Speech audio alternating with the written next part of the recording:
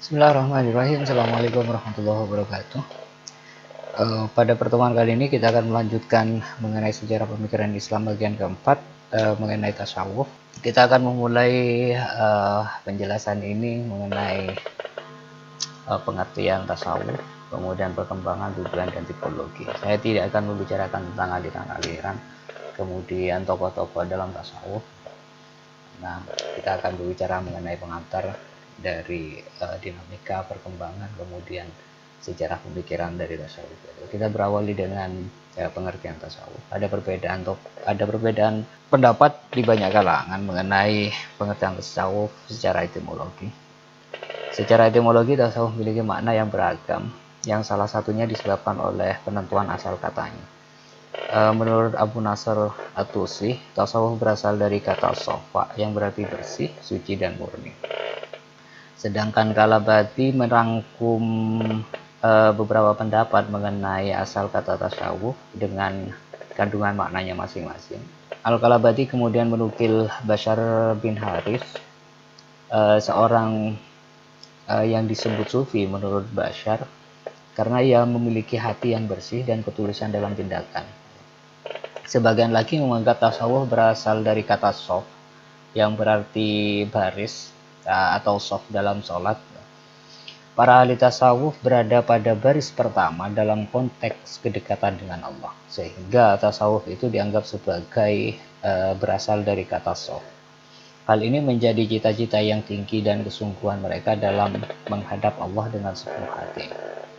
Sebagian yang lain menganggap bahwa kata tasawuf berasal dari kata sufah yang merujuk pada serambi Nabi yang dihuni oleh ashabus sufah.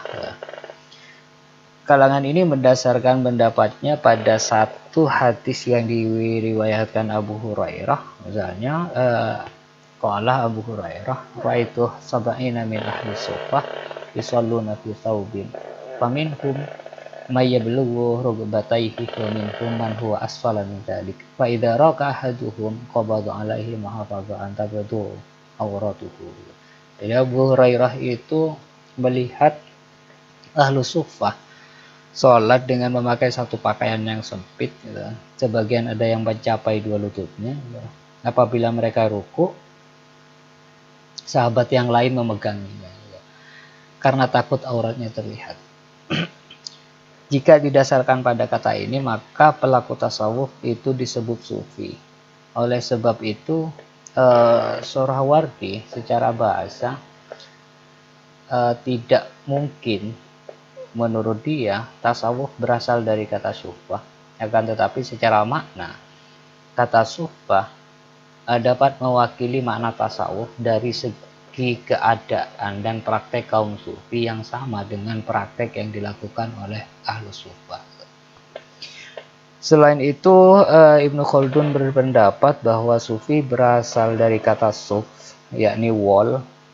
Pendapat ini kemudian diimani oleh Gibb yang menyatakan bahwa kata tasawuf berasal dari kata suf. Orang yang menggunakannya disebut mutasawwif dan perilakunya disebut tasawuf. Gibb kemudian menambahkan dengan menyebutkan bahwa penggunaan pakaian ini bukanlah dipengaruhi oleh faktor sosioekonomi, melainkan merupakan simbol penebusan dosa seseorang, sebagaimana pakaian yang digunakan oleh Isa. Pandangan Gibb mengenai motif dengan menggunakan bahan kain wol diperkuat dengan bukti bahwa tidak terjadi pertentangan pada masa sebelumnya mengenai pengaruh Kristen dalam cara berpakaian. Gibb mengutip ketidaksetujuan Ibnu Sirin tentang cara berpakaian dengan menggunakan kain wol. Ibnu Sirin berpendapat bahwa ia lebih senang meniru Nabi yang mengenakan pakaian terbuat dari kain kapas daripada pakaian berbahan wol yang identik dengan tradisi Kristen. Jadi pandangan Gibb ini kemudian ditolak oleh Ibnu Sirin. Nolduke juga pendapatnya ini bisa teman-teman cari di The Mystic of Islam. Pendapat ini dikutip oleh Nicholson. Istilah pertama kali dikenalkan pada orang Islam yang hidup seperti petapa. Jadi tasawuf itu merupakan istilah yang dinisbatkan kepada para petapa yang meniru kehidupan para biarawan Nasrani yang mengenakan pakaian anyaman bulu domba seperti simbol pertaubatan dan keinginan untuk meninggalkan kehidupan duniawi. Nicholson juga mengutip pendapat para sarjana Eropa yang menganggap Sufi itu berasal dari bahasa Yunani, yakni Sophos. Dengan mendasarkan pada beberapa istilah ini, kita bisa memberikan satu definisi terhadap pengertian terminologisnya. Saya memberikan 4 kemungkinan makna yang didasarkan pada wilayah etimologisnya. Yang pertama, tasawuf dalam perspektif zahirnya mengacu pada pengertian zuhud, sebagaimana anggapan Al-Kharqi misalnya, yang berpendapat bahwa tasawuf adalah mencari hakikat dan meninggalkan hal yang disenangi manusia. Maka siapapun yang tidak bersungguh-sungguh dengan bersederhana, maka ia belum bersungguh-sungguh dalam bertasawuf. Kedua, makna tasawuf yang mengacu pada perilaku batin, sebagaimana pandangan Zunnun al-Misri. Ketika ditanya perihal tasawuf, ia menjelaskan bahwa mereka yang selalu meniatkan seluruh perilakunya kepada Allah. Ketika tasawuf yang identik dengan perilaku, tasawuf dalam dimensi ini merupakan terminologi tasawuf yang masuk ke dalam perilaku akhlak yang mulia dan keluar dari seluruh akhlak yang hina. Sejarah perkembangan tasawuf, kita akan beranjak pada sejarah perkembangannya. Saya membagi menjadi 5 periodisasi. Yang pertama itu pembentukan, kedua pengembangan, kemudian masa konsolidasi, masa falsafi, kemudian masa pemurnian. Perkembangan ini merupakan satu definisi, satu konsep yang mungkin akan berbeda di beberapa literatur yang lain. Pada masa perkembangan, seperti halnya pada penunjukan terhadap asal-usul kata tasawuf ini, para ilmuwan, para ulama berbeda pendapat mengenai sejarah munculnya tasawuf. Ibnu Taimiyah, Ibnu Jauzi, Ibnu Khaldun misalnya sepakat bahwa sufi baru dikenal pada pertengahan abad ketiga. Beberapa ulama menggunakan istilah ini seperti Ahmad bin Hambal. Akan tetapi pendapat ini kemudian dibantah oleh At-Tusi yang berpendapat bahwa istilah tasawuf, istilah sufi telah ada pada masanya Al-Hasan Al-Basri dan Sufyan Ats-Tsauri. Menurut At-Tusi, Al-Hasan Al-Basri pernah melihat beberapa golongan sahabat yang sedang mempraktekkan tasawuf. Hasan Al-Basri juga ditengarai sebagai orang yang pertama yang mengajarkan tentang khauf dan roja, yang merupakan bagian dari makomat dalam tasawuf. Saya meninggalkan makomat itu. Teman-teman bisa mencari apa itu makomat, apa itu ahwal. Ibnu Taimiyah juga menyebutkan bahwa orang yang membicarakan masalah ini pertama kali adalah Sufyan Ats-Tsauri. As-Sahrawardi mengungkapkan hal yang sama, bahwa istilah tasawuf belum ditemukan pada masa Nabi, tapi istilah ini mulai dikenal pada masa tabi'in, yakni pada masa Hasan Al-Basri. As-Sahrawardi juga menyebutkan pendapat yang mengatakan bahwa tasawuf muncul pada abad ketiga Hijriah.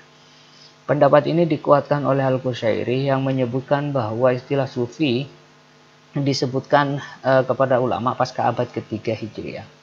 Sedangkan Abdurrahman Al-Jami menyebutkan bahwa orang pertama yang digelari seorang sufi adalah Abu Hasan Al-Kufi yang wafat tahun 1050 Hijriah. Pendapat berbeda disampaikan oleh Al-Hujwiri yang mengatakan bahwa istilah tasawuf telah ada pada masa Nabi, yang mendasarkan pendapatnya pada sebuah hadis maudhu bahwa Rasul bersabda, barang siapa yang mendengar ajakan para ahli tasawuf kemudian mereka tidak menyukainya, maka Allah akan menjadikannya termasuk orang yang lalai. Tapi ini hadisnya maudhu. Al-Hujwiri juga mengutip pendapat Abu Al-Hasan Al-Busanji yang menyatakan bahwa masa sekarang tasawuf hanyalah sekedar istilah yang kehilangan makna hakikinya. Berbeda dengan masa lalu yang merupakan satu hakikat tanpa istilah. Jadi untuk menelusuri istilahnya akan sangat kesulitan karena dalam pandangan Busanji, tasawuf pada masa awal tidak dalam satu istilah khusus seperti yang kita bicarakan hari ini. Dalam risalah Al-Qusyairiyah dijelaskan bahwa kata sufi mulai dikenal pada abad ketiga. Hal ini juga dikuatkan dalam catatan Ibnu Khaldun dalam Muqaddimah Ibnu Khaldun itu, bahwa tasawuf itu muncul pada abad ketiga. Pengaralan tasawuf sebagai keilmuan baru dalam Islam ditandai dengan perihal ritual-ritual asketis ke dalam wacana-wacana baru yang tidak pernah ada sebelumnya. Mereka memulai membicarakan tentang moral, kemudian jiwa, suluk, thariqah, maqamat, dan ahwal. Bahkan beberapa di antara mereka tidak hanya mempopulerkan wacana-wacana baru dalam praktek-praktek tasawuf, akan tetapi juga memberikan aturan-aturan dalam praktek-praktek tersebut.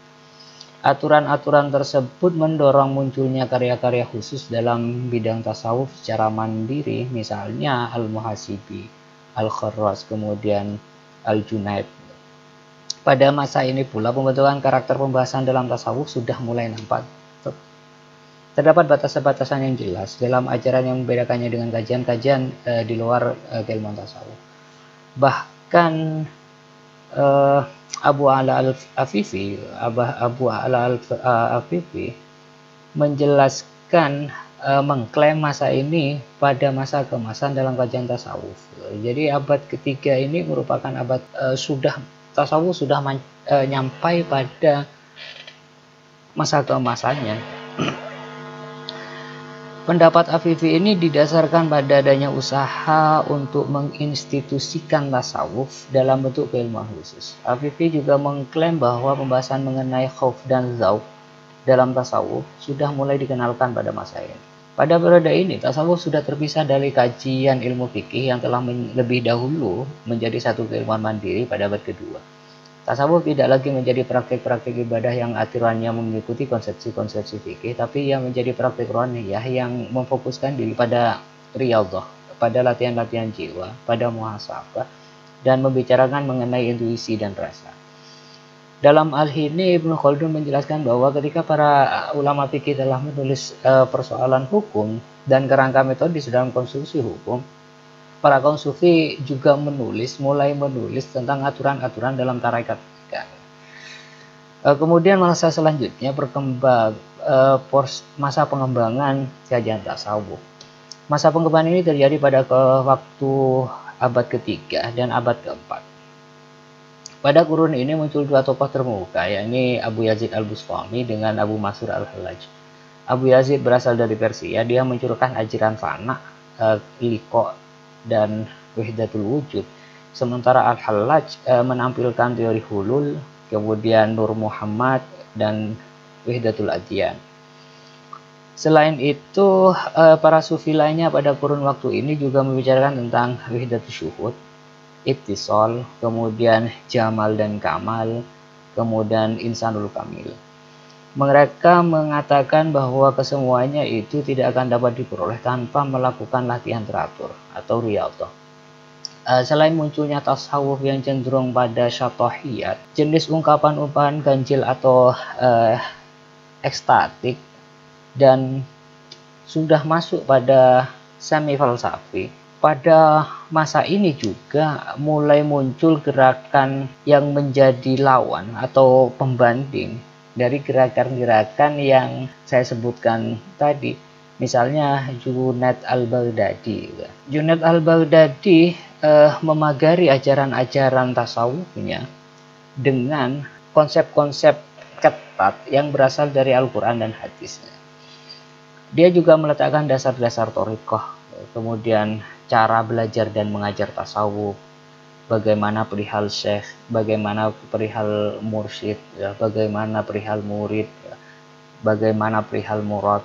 Sehingga dalam masa pengembangan ini ada dua mazhab tasawuf yang saling bertentangan, yakni tasawuf sunni atau ahlaki nanti yang dipelopori oleh Junaid al-Baghdadi, kemudian tasawuf saya sebut dengan semi falsafi gitu, yang digawangi oleh Abu Yazid al-Bustami dengan al-Hallaj.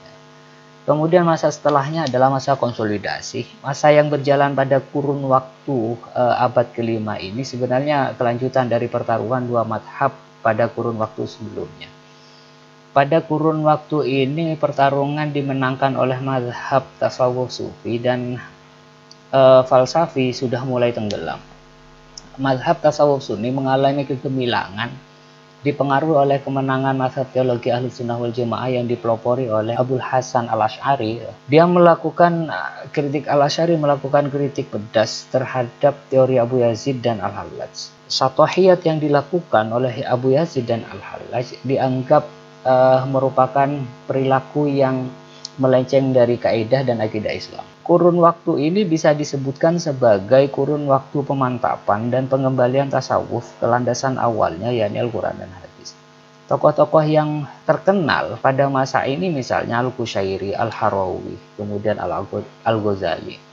Al-Qushairi adalah sufi pembela teologi Ahlus Sunnah dan mengkompromikan antara syariah dengan hadis. Sedangkan Al-Harawi yang bermadzhab Hanabilah, ia secara tegas menolak beragam laku batin atau tasawuf yang dianggap menyeleweng. Hal yang dikritik oleh Al-Harawi terkait dengan tasawuf semi falsafi tadi adalah ajaran fana yang dimaknai sebagai kehancuran wujud sesuatu yang selain Allah. Kemudian dia memaknai fana baru dengan ketidaksadaran atas segala sesuatu selain yang disaksikan. Kemudian tokoh ketiga adalah Al-Ghazali.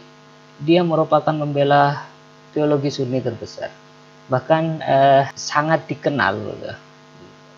dikenal dalam pembela Asy'ariyah. Al-Ghazali menjauhkan ajaran tasawufnya dari apa yang dilakukan oleh Al-Hallaj dan Abu Yazid al-Bustami. Ia menjadi tokoh yang gencar melakukan perlawanan terhadap beberapa sekte, misalnya Ismailiyah, kemudian Syiah, Ikhwanus Shafa dan lain sebagainya. Kemudian masa selanjutnya adalah masa falsafi. Masa ini berlangsung pada abad ke-6 dan abad ke-7. Hal yang menarik dari masa falsafi ini adalah kemunculan dua hal penting. Pertama, kebangkitan kembali tasawuf semi falsafi yang pada masa konsolidasi sudah mulai tenggelam. Yang kedua, munculnya aliran-aliran baru dalam thariqah. Tokoh utama dalam masa ini adalah Ibnu Arabi dengan Wahdatul Wujudnya, Sahrawardi kemudian dengan Israqiyahnya. Kemudian ada beberapa aliran baru yang berkaitan dengan thariqah, misalnya thariqah Qadariyah, Abdul Qadir Al-Jilani, kemudian Naqsabandiyah yang digagas oleh Muhammad bin Bahauddin, kemudian Maulawiyah, Jalaluddin Ar-Rumi. Ada beberapa tarekat-tarekat lain yang mulai bermunculan. Kemudian masa setelahnya adalah masa pemurnian. Setelah periode keemasan dari falsafi ini kemudian muncul kembali yang dipelopori oleh Ibnu Arabi dan Jalaluddin Ar-Rumi.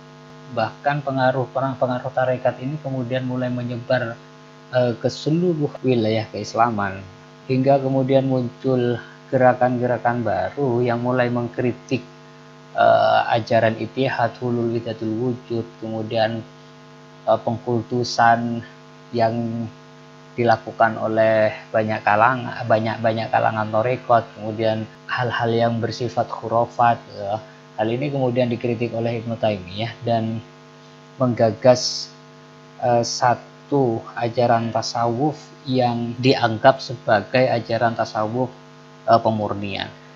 Ibnu Taimiyah melakukan pengembalian kembali ajaran-ajaran tasawuf yang dianggap meneladani apa yang dilakukan oleh Rasul. Sehingga masa pemurnian ini sebetulnya merupakan upaya-upaya yang dilakukan Ibnu Taimiyah untuk menggagas ulang bagaimana tasawuf itu sesuai dengan konteks ajaran Rasul. Kemudian pembahasan selanjutnya mengenai tujuan tasawuf.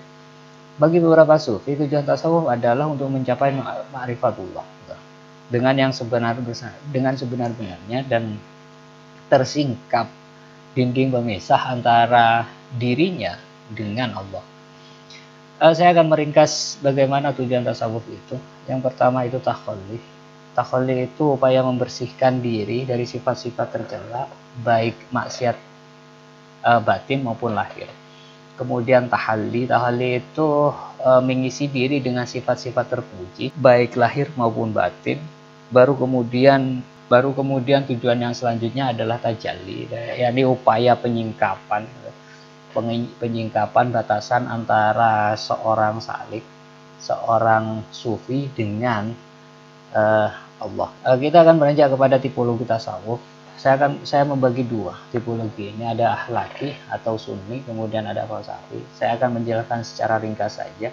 Akhlaki itu adalah tasawuf yang mendasarkan pemahamannya kepada Al-Quran dan hadis, baik dalam segi ahwal ataupun maqamat.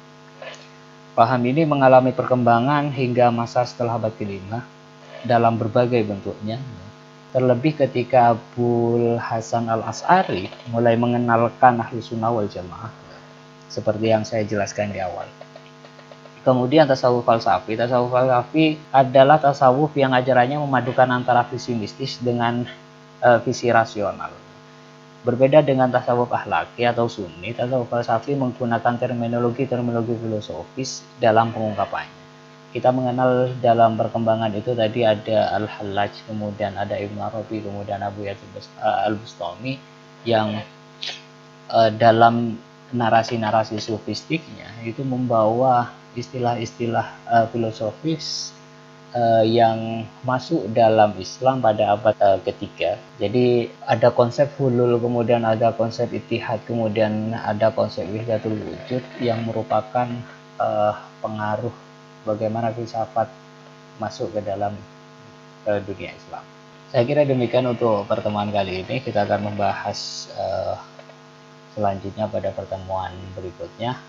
Mohon maaf atas segala kekurangan. Wallahu a'lam bishawab. Assalamualaikum warahmatullahi wabarakatuh.